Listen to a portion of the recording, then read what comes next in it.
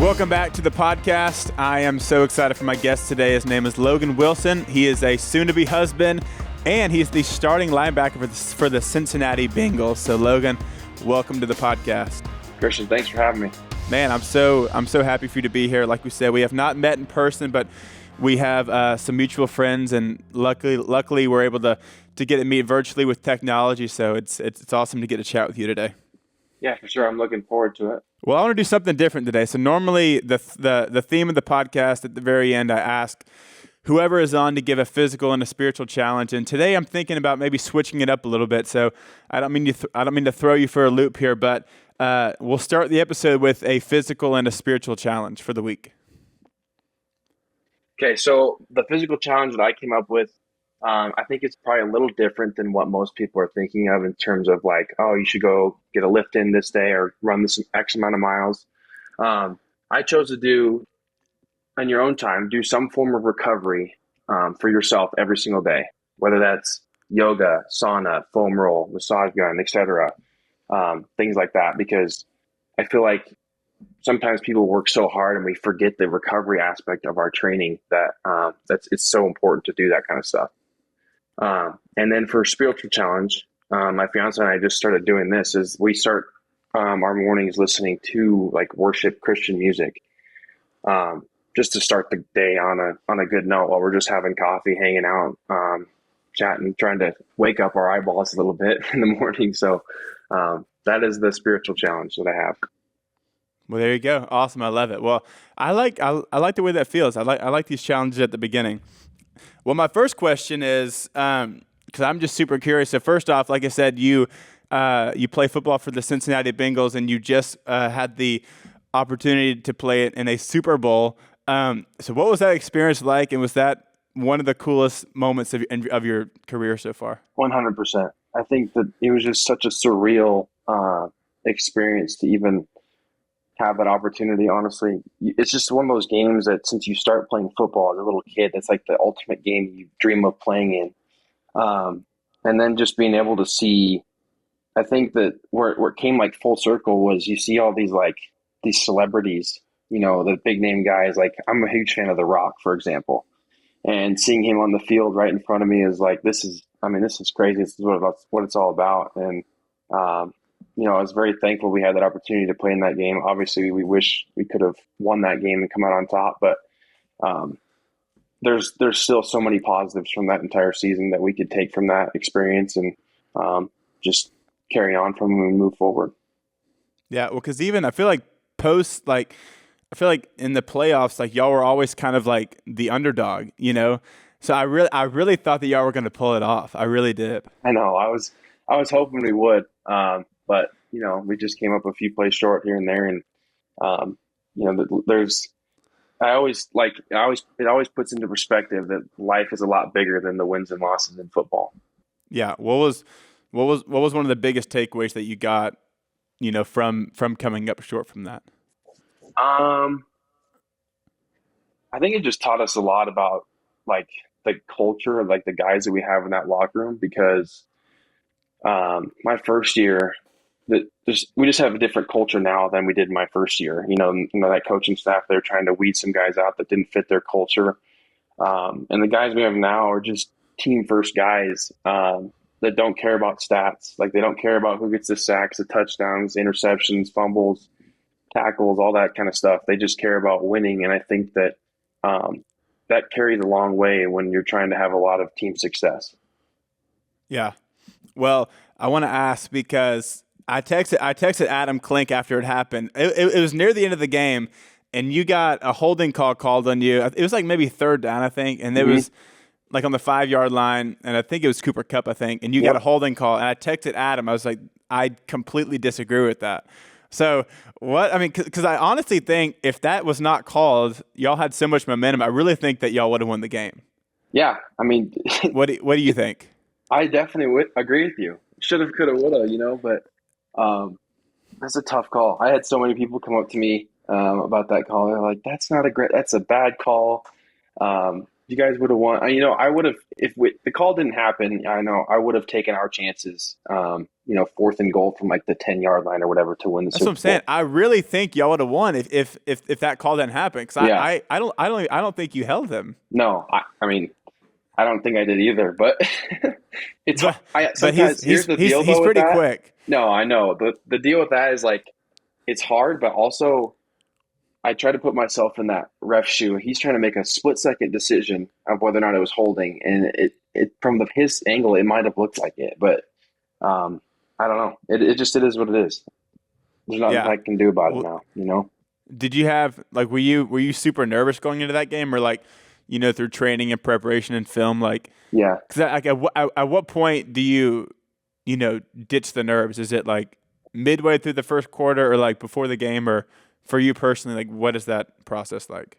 For me personally, with the nerves, I would say it's always like that first, just that initial contact. It's like, okay, we're good. Like, knock it all off. And then, Yeah. at the end of the day, it's still the same football game that I have been playing since I was a little kid back here Yeah. in Wyoming.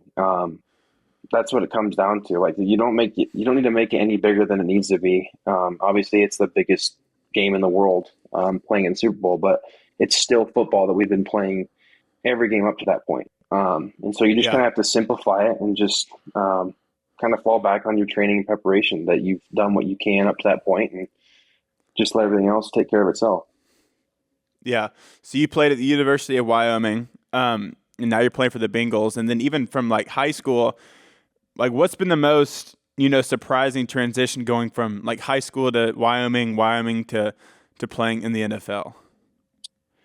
I think it's just the competition level, honestly. I just like high school, and then you go from high school to college, and everyone in college is one of their was one of the best athletes at their respective high schools, right? So then that number gets smaller, and then it goes even smaller when you get to the NFL. Um, and like in the NFL, there's no bad football players. It's just the nature of the league, and um, it definitely took some time adjusting to it because being from Wyoming, like our high school competition level is not necessarily the same as Texas or Florida or California. We don't produce constant Division I talent, so to say. Um, Yeah. and so it definitely took some getting used to. I did redshirt and then just got used to the physicality part of it. But that redshirt year definitely helped me develop. Yeah. How much faster does the game move like when you make that jump to the NFL? I Oh, mean, is it just like ridiculous? yeah, I think the biggest thing for me with the position I play specifically is just how fast those offensive linemen move and get off guys and get to the next level towards us. I mean, it's just insane that guys that are 6'5", 340 pounds can move that fast. Yeah. Yeah, I mean, it really is crazy. Like, because I mean, you watch on TV, and it's like I feel like it doesn't do it justice in the sense of like, I mean, it does somewhat, but like putting yourself in the shoes of like it actually happening, like live speed. Like it's crazy, like at how fast the receivers, Yeah. can make a cut, or how fast the tight end gets wide open, or how fast the running back. Like the speed is so crazy. So with our podcast, one of our things that we talk about a lot is spiritual training, but we also talk a lot about physical training. And for me, I love Athletic Greens because I really feel like I implement it into my physical training and into my schedule. It helps me to stay healthy. It helps me to stay regimented. And I love taking Athletic Greens because I feel like it gives me more energy. I really feel like it bolsters my immune system on days that I'm feeling sick, so to speak. And I really just love the taste. I actually enjoy drinking it. Unlike any other really green drink, honestly, it tastes chalky and it just does not taste good. But that's why I love Athletic Greens, because it actually tastes delicious. So you may be sitting there thinking, that's great, but what's actually in this stuff? Well, with one delicious scoop of Athletic Greens, you are absorbing 75 high-quality vitamins, minerals, whole food source superfoods, probiotics, and adaptogens to help start your day off right. And this special blend of ingredients supports your gut health, your nervous system, your immune system, your energy, recovery, focus, and aging. All the things. So I know that I mentioned last week that I have a weightlifting competition coming up this summer, and I'm not going to give all the details of it, but I love taking Athletic Greens because I really feel like this is pushing me towards meeting these goals that I have And if you've been listening to this podcast, you know that I've sent this to my dad, and he loves it. And now he has also got my mom on the train. So now they're both taking it. My brother, I've sent it to him. I'm trying to get him on the train. But as a family, we are loving it, and they are being disciplined with it too. And with summer coming up, we have a few vacations planned. We have a few work trips planned to where we'll be gone a decent bit coming up this summer. And with AG1, you actually have these little travel packs that you can pack with you. I put them in my suitcase. They don't take up a lot of space. And you just open it and you pour it in your water, and it's very convenient. It's easy. And that's what I do when I travel, because I need some health notches on my travel trips, because I'm not as disciplined when I'm away. And AG1 is also lifestyle friendly. So whether you eat keto, paleo, vegan, dairy-free, or gluten-free, it fits your lifestyle. It also contains less than 1 gram of sugar, no GMOs, no nasty chemicals or artificial anything, while still tasting good. And it supports better sleep, quality, and recovery. But don't just take my word for it. Athletic Greens has over 7,000 five-star reviews, and it's recommended by professional athletes across the country. So right now, it's time to reclaim your health and arm your immune system with convenient daily nutrition. It's just 1 scoop in a cup of water every day. That's it. No need for a million different pills and supplements to look out for your health. And to make it easy, Athletic Greens is going to give you a free 1-year supply of immune-supporting vitamin D and 5 free travel packs with your first purchase. All you have to do is visit athleticgreens.com/Huff. Again, that's athleticgreens.com/Huff to take ownership over your health and pick up the ultimate daily nutritional insurance. Yeah, I know. There's no slow players. It's a fast game, and it just like your reaction time has to be even faster with how you see stuff and react with Yeah. it. Yeah. We kind of talked a little bit before the show started just on training, differences of training from college to NFL. What is, like, for you personally, as a team collectively, like, do y'all train together? Do you kind of follow your own plan, or how do you train? Yeah, we train together. Like during OTAs, there will be specific the spring portion of our off season stuff.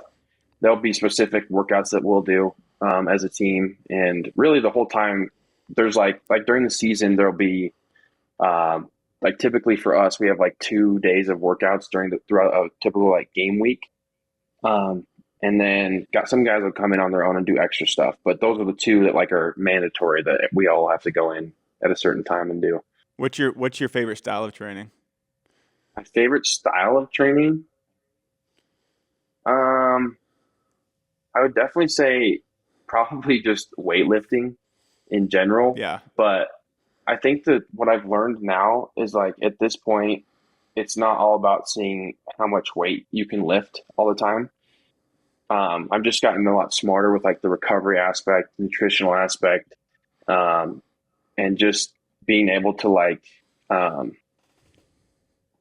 I'm trying to say, like there's so many different forms of ways you can exercise instead of just constantly like doing the running and weightlifting and just wearing on your joints over time. There's different ways you can still get in shape. Like for example, we have a Peloton, which in college, I never would have had that, but now there's just different things you can like tap into to keep your body healthy and at that body maintenance phase.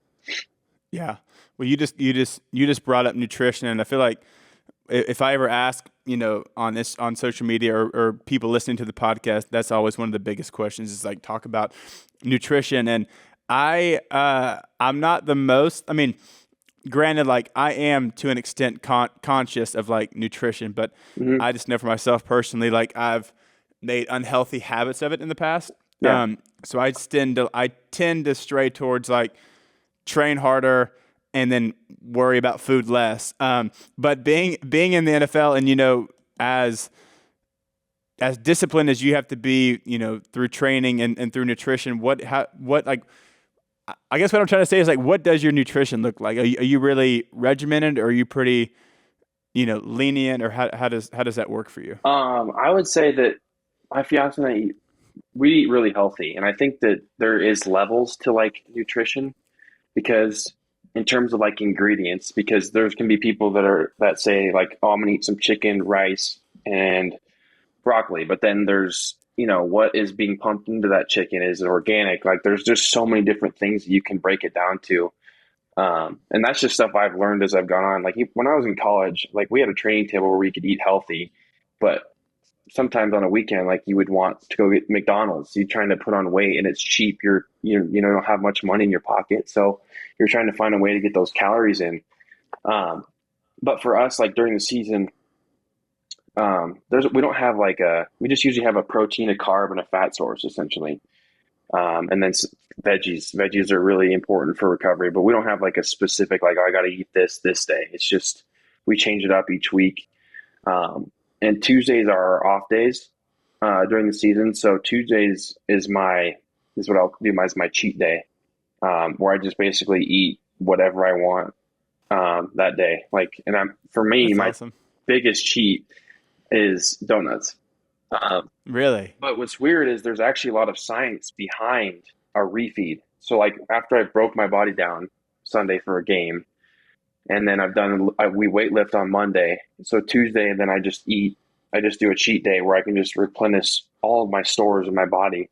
I usually feel a lot better Wednesday than I do Thursday, which is weird, but I think it's because of that science behind the refeed of like you burn so many calories and your body is just running low, that you just feed it up and put those fuel levels to the top. Yeah. Are you a big ice bath guy? Occasionally, I've learned about some other things. I used to, like in college, that was really all we had was like a hot cold tub, that I would get into. But, like now I have like the normal tech boots at my house. Yeah. I do like I need to cryotherapy. get a pair of those. Those are legit. Oh yeah. They flush your legs out for sure. They're handy. They have these. Have you seen the Game Readies? Have you heard of a Uh-uh. Game Ready? So No, like when you, no, whatever Clink had. I think Clink had the Normatec. I yeah, think yeah. I used those when I was up Well, they there. have um, these are super expensive. I don't even know. I don't think only like training staffs can get them. But when I had my surgery, it's essentially like a compression, but then runs like ice cold water through it. So it's doing Oh, compression plus sick. the ice. So it's like double whammy. That's But I don't know cool. if you can get those for your legs either. Yeah. Well, I'll have to look into that. Yeah, the Normac Tech boots would, but it's Yeah. If you weight train on Monday, like you are you going heavy on Monday or are you going light on Monday? Because I would imagine that's why I asked about the ice bath. I mean, I'm sure after playing a football game, you're just beat. I can yeah, imagine lifting heavy the day after that. yeah. We do lift. It's decently heavy on Mondays, but it's not like that many lifts, if that makes sense. Like it's more of a trying to just get blood flowing again, because after you sit the night before, all that blood just sits there and doesn't get moved around. So it's good to get the body moving again. A lot of Epsom salt baths. Those are handy. Well, I love that donuts are your cheeks. I think I would say milkshakes are mine. I I'm a can't turn down big a milkshake either. I'm a big Baskin Robbins milkshake guy. We don't have a Baskin Robbins here. I don't even know if we have one in Cincy. Baskin Robbins is I don't know. I go there a decent bit. Because I can be, it's just like I don't know. Like I tend to try not to like count calories, but at the same time still be conscious of like. So typically my rule is like throughout the day I'll eat healthy, and then when dinner time comes, I just won't think about it. I'll just basically just kind of eat whatever I want, and I don't know to what to when that will catch up to me. But for now, I'm just letting it ride. I'm just enjoying that. Yeah, that's okay. I mean, I'm sure there's gonna come a point where I need to like make a change of that. But I put down a good bit of food at nighttime. Yeah, there's a lot of, like, what kind of food do you eat? Well, typically, like for breakfast, like I'll have like there's this place in town. Like I'll get like a smoothie, and then I'll eat like breakfast tacos, Yeah, and then for lunch I'll usually just get some like grilled chicken from somewhere, or I'll make some like toast or some like Kodak waffles or something like that with a protein yeah, shake. yeah. And then dinner time, it depends. Like Sadie's dad cooks a bunch, so like for instance, like last Saturday we had it was like almond crusted fish, lobster mac and cheese, and then like Baja shrimp tacos. Holy. And then he made some like cookies for dessert. So like we do that all the time, and I'm not like I'm sure there's a ton of calories in the lobster mac and cheese. There's like 4 different cheeses on top of it. But like, I don't know. I just throw it all on my plate. I'm not like, okay, this is one ladle. This is probably about, I don't know, 800. Like, I just eat it. But usually like last night we had a rec league basketball game. And for dinner, I had like a burger, like 5 chicken strips and then a milkshake. Yeah. But Yeah. yeah, see, so I'm like, I mean, I worked out that morning and then I had Chick-fil-A for lunch, some grilled chicken, then like a spicy sandwich. Then I had some like protein bars and protein shake, and then I just kind of ate whatever I wanted after the basketball game. Because I'm like, I don't want to go like, eat just this certain meal. I'm like, I just burned a bunch of calories. I don't want to really think about it. I love a burger. I'm just going to eat a burger. Yeah. No, I don't really believe in counting calories either to an extent. I feel like then it becomes obsessive.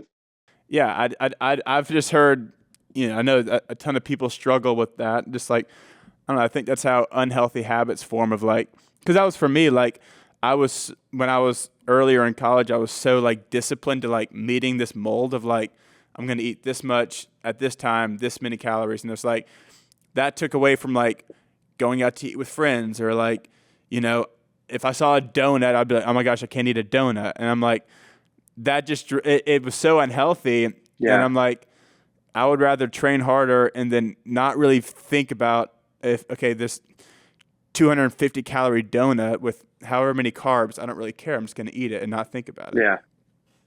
So that's for me. So, well, that, like I said, I'm riding that for as long as I can.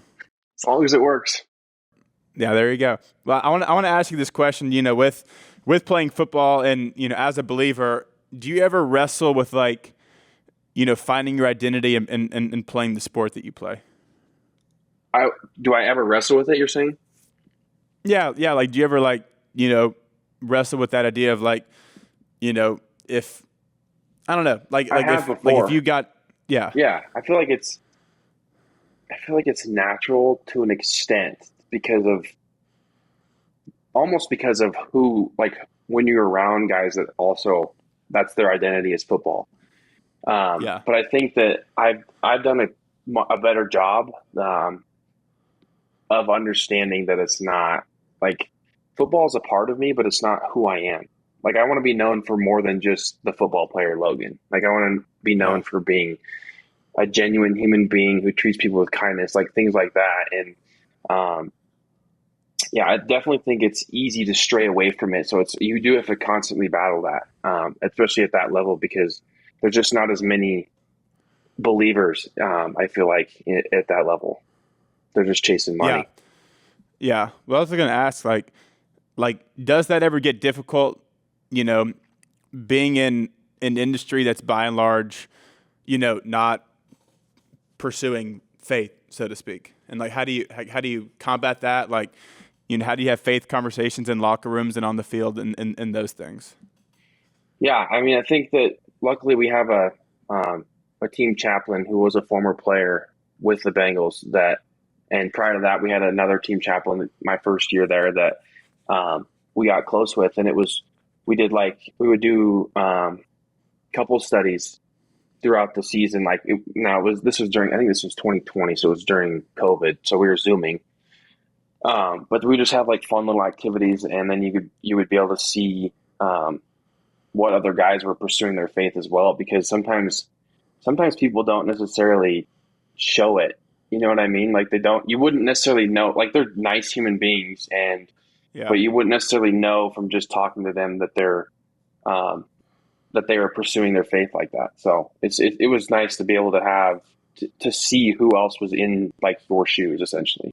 Well, where does faith start for you? Like, where does your journey begin? Well, so when I was born, I was baptized Lutheran. But growing up, we never really practiced. We never really went to church. What's the term for people who go to church like on Christmas and Easter? Like, isn't there like a term for people that only go on those days? I was going to say lukewarm. I don't know. Yeah, so like growing up, that's all we used to do. Was just when we were with family is when we go to church. My parents never really took us to church. And when I had gotten really close with one of my high school coaches at the time, right before, I mean, this is like growing up. We had known each other, and he was a younger coach at the time, and he had a kid.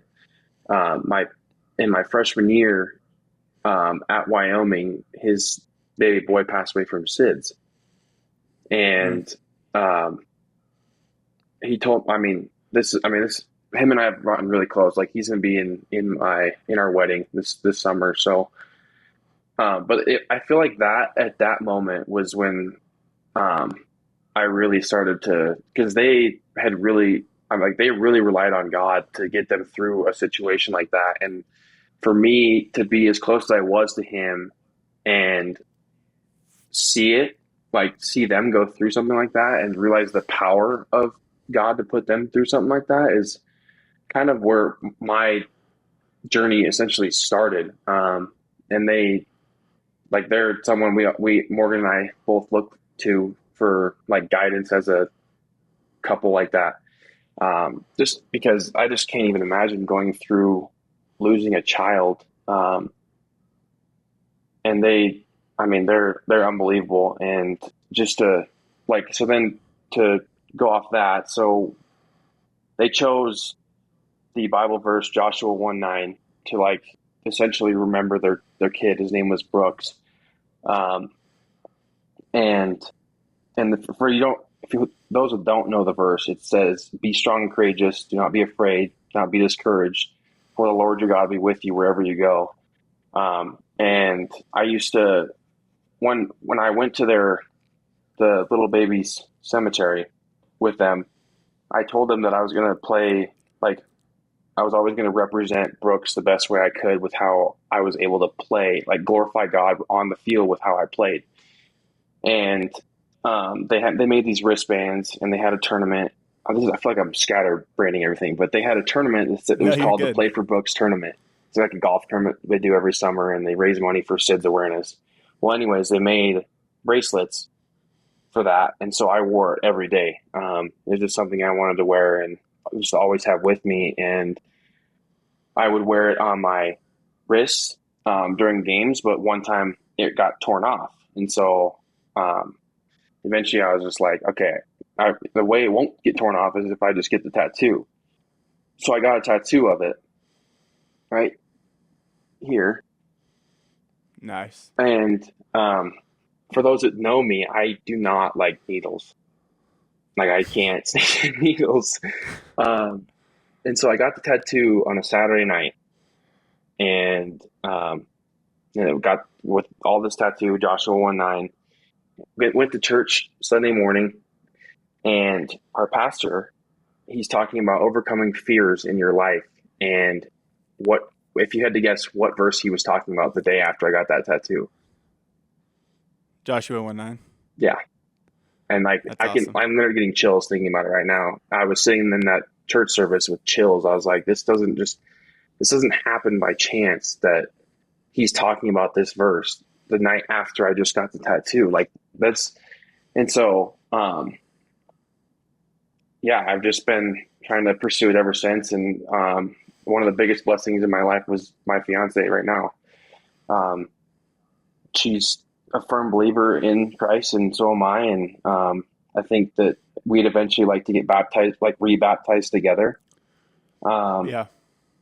but she's helped me pursue my faith more than anything anyone ever has. And um, that was one thing that, because like my parents did end up getting divorced, and they didn't have a faith centered marriage. And I don't even know what the rates are right now, but divorce rates are at an all time high. And because she also went through a divorce, her parents did. Morgan's parents got divorced. And so we both went through divorces, and we knew that like the only way you can get through those tough times is through having that faith centered marriage. And we went to a wedding last summer, and the pastor that did the wedding said it best. It's like it's a triangle. It's like God's up here and you two are down here, and if you keep shooting up there towards God, then your marriage will be successful. It doesn't mean you're not going to hit highs and lows. That's just going to be how your marriage is going to go. So, um, Oh, for sure. Well, I mean, man, I can even attest. Well, first off, that's awesome. And then I definitely think that, the church service, the morning after, you getting that too, and even just what that verse represents, I definitely don't think that's an accident, or I don't think that's a coincidence. I definitely think that's, I definitely think that the Lord is completely in that, which is so awesome. And it sounds like that was a huge turning point for you, which is super cool. yeah, And even, I've been married for over 2 years now, and it's like, I can honestly say, like, if it's not rooted in, faith, like, it really is just so tough. Like, yeah, because I mean, at the end of the day, it's not always agreeable. It's not always like X, Y, and Z, but it's like you always have something to fall back on. And it's like, if you ever do view as like, okay, well, there is an out in this, then, your mind goes to these places. But it's like if you firmly say, no matter what happens, this is not gonna, we're not gonna separate, then you really, like, based off of, like, your faith, like, it really is such a firm foundation. And it's like, I don't know.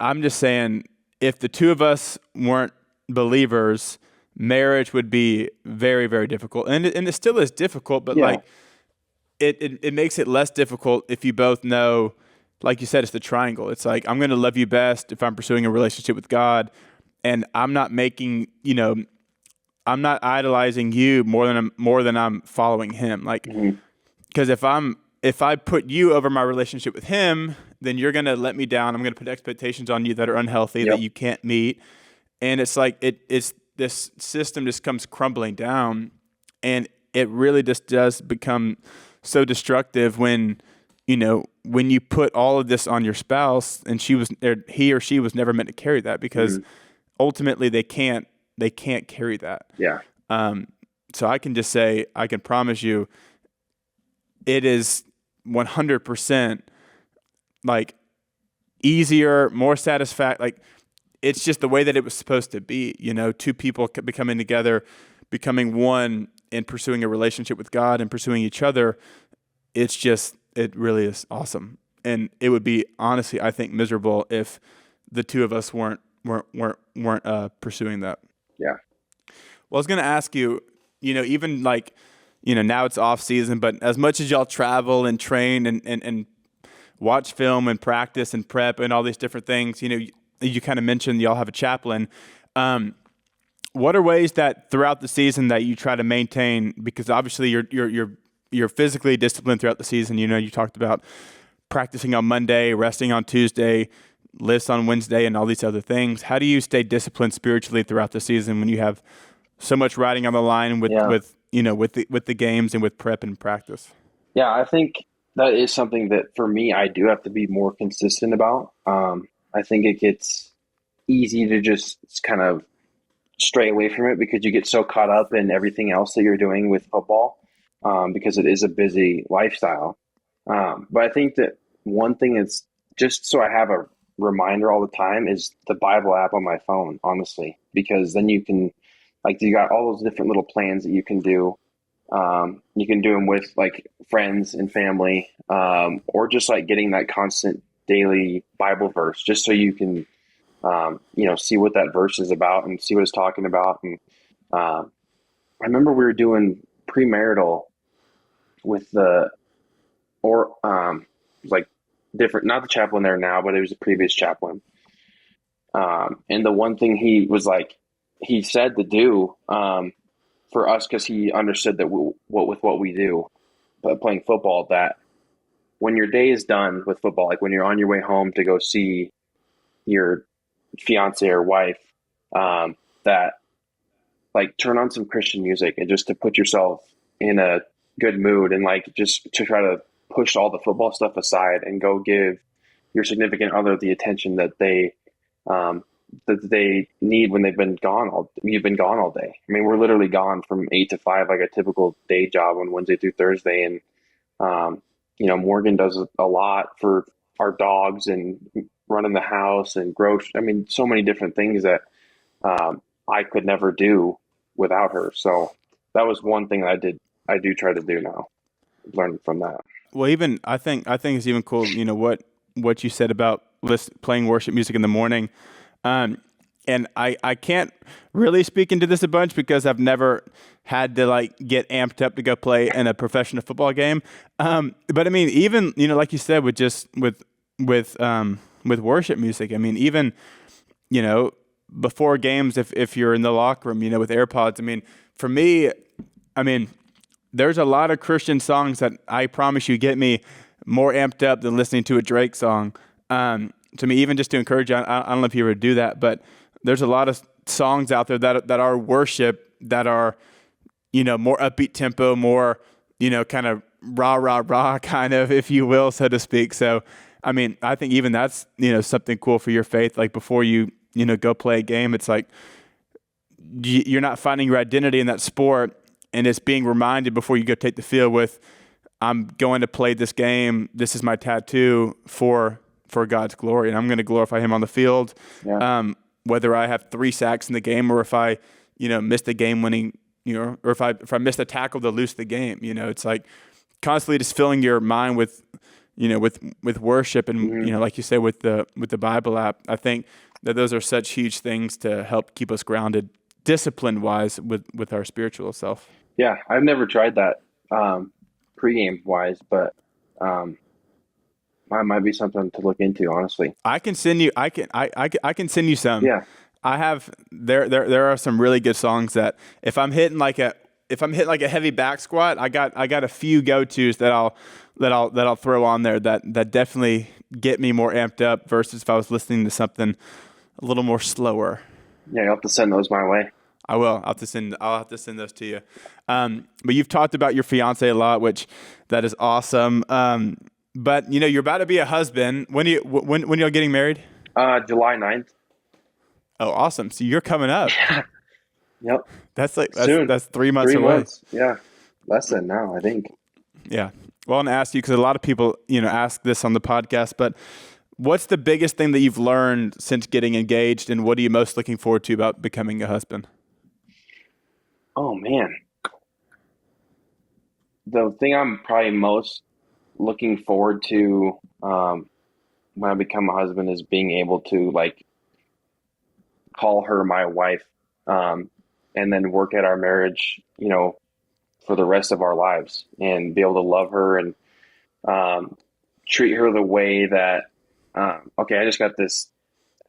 When there was during premarital, he talked about like there's gonna be times where there's hard times, and it's like you got to think through things. And his phrase that he told me to think through, not that I've ever, is just how would you treat God's daughter? And that's how you're supposed to treat your wife or fiance. And I think that being able to just love her, care for her through all the hard and tough times is probably what I'm most looking forward to, and being able to grow on our faith together. Yeah, that's awesome. What have you learned? What have you learned since getting engaged?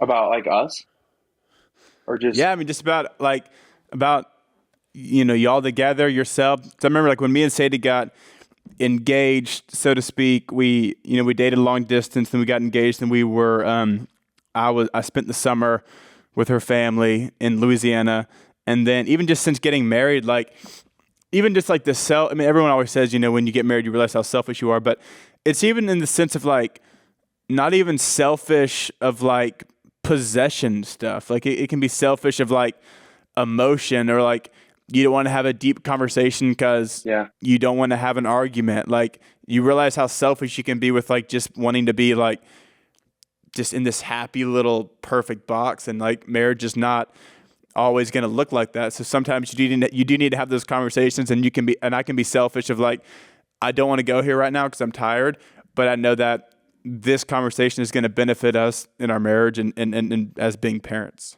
Yeah. Okay. So I just didn't. I don't know. I just had that thought of like I just didn't know if you've learned anything transitioning from dating to being engaged. I'm trying to think if there's anything like specific that I've learned. I think probably just being more intentional with our time together, if that makes sense. Like we live in Yeah. a social media world, where you can just be sitting and scrolling through Instagram and Twitter and Facebook all the time. Where, like last season, we really tried to be better about that. Like once the day was over, just not being on our phones as much and just being in each other's presence. And it wasn't like we had to be talking about stuff for 2 hours straight. It's just being in each other's presence and hanging out and then having conversations. But I would just say the biggest thing is just being more intentional with our time. Well, I just wrote this down. This was a piece of advice that somebody gave us when we were engaged, moving towards marriage. It was never say never always, and this has been a great one for us. So what that means is so it says it's never say never always, which means never say never and never say always. So in the sense of you never do this or you always do this, because it helps you to not be so dramatic. So with say it can be, you never do the dishes or you always, leave this way, but it's no, you don't always do that and you don't never do that, but you sometimes do that. So even just creating language of just always being mindful of being I'm never going to say never and I'm never going to say always, because really what I found, it's if you say those two words, then the primary reaction upon hearing that is just defense. Yeah. If I say you never do this, then your first thought is becoming defensive of, well, I do that sometimes. So that's been for me one of the biggest things that one of the biggest advices that people have given us as a couple is never say never always, and always just be, thoughtful and intentional with your words. Yeah, I like that. I'm going to take that. Well, last thing I want to ask you before we wrap up, what are you most looking forward to this season? I haven't even really thought about this season yet, to be honest. I've been so worried about getting I'm a big, I live in the here and now, a big present guy. Yeah. And so I've been so, focused on getting my shoulder right and working on all the wedding stuff that we got to get figured out. And granted, Morgan's done 95% of all that, but for the season, I'd love another another potential Super Bowl run, or I'd love for us to be able yeah. to be crowned Super Bowl champions, but I also know how difficult that is, and so it's going to take a lot of work. But I think that we do have the guys that can do it again, make a run at it again. Well, there you go. You heard it here first. 2020, would that be 2023? Potential Super Bowl champions. Potential, right? Potential. There we go. Such a long season. You got to have so many things go your way, but we're putting an asterisk next to potential. Right. Well, man, I'm glad to hear that your shoulder's doing good. I'm just thankful that you were able to join me today and we were able to have this conversation, because I really think it's going to help a lot of people. And I just enjoyed getting to know you more and hear more about your life story. Thank you for having me. It's a pleasure being on here and meeting you officially, virtually. Yeah, bro. Thanks for being on here.